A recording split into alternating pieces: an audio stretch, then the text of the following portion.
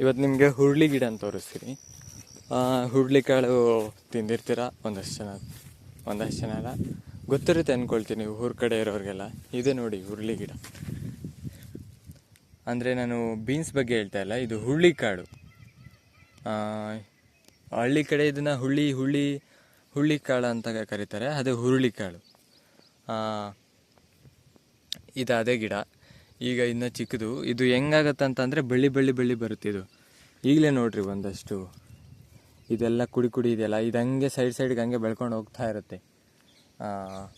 ಪೂರ ಹರಡ್ಕೊಂಬಿಡುತ್ತೆ. ಇವಾಗ ಕಾಣಿಸ್ತಾ ಇದೆ ನೋಡಿ, ಹೊಲ ತುಂಬ ಅಲ್ಲಲ್ಲಿ ಗ್ಯಾಪ್ ಇದೆ ಅಲ್ವಾ, ಅದೆಲ್ಲ ಫುಲ್ ಕಂಪ್ಲೀಟ್ ಆಗೋಗ್ಬಿಡ್ತೈತೆ ಬಳ್ಳಿ ಥರ ಬೆಳ್ಕೊಂಡು.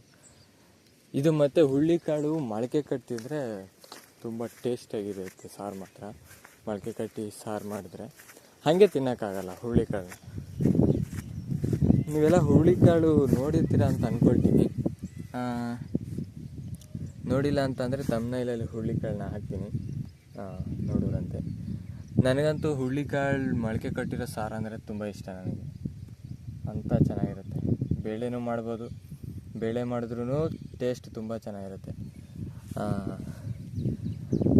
ಅದೆಲ್ಲದಕ್ಕಿಂತ ಇದು ಹೇಗೆ ಅಂತಂದರೆ ಜಸ್ಟ್ ಸುಮ್ಮನೆ ಮಳೆಗಾಲಕ್ಕೆ ಬೆಳೆಯೋವಂಥದ್ದು. ಇದಕ್ಕೇನು ಆ ಥರ ಈ ನೀರಿಕ್ಬೇಕು ಆ ತಾಪತ್ರಯ ಎಲ್ಲ ಇರಲ್ಲ. ಇದು ಮಾಡರ್ನ್ ಅಗ್ರಿಕಲ್ಚರ್ ಏನು ಬೇಕಾಗಿಲ್ಲ ಇದಕ್ಕೆ. ಮಳೆಗಾಲಕ್ಕೆ ಸುಮ್ಮನೆ ಎಲ್ಲಾದರೂ ಈ ಥರ ಹುಕ್ಕೆ ಮಾಡಿಬಿಟ್ಟು ಹಾಕ್ಬಿಟ್ರೆ ಸಾಕು, ಆರಾಮಾಗಿ ಬೆಳ್ಕೊಳ್ಳುತ್ತೆ.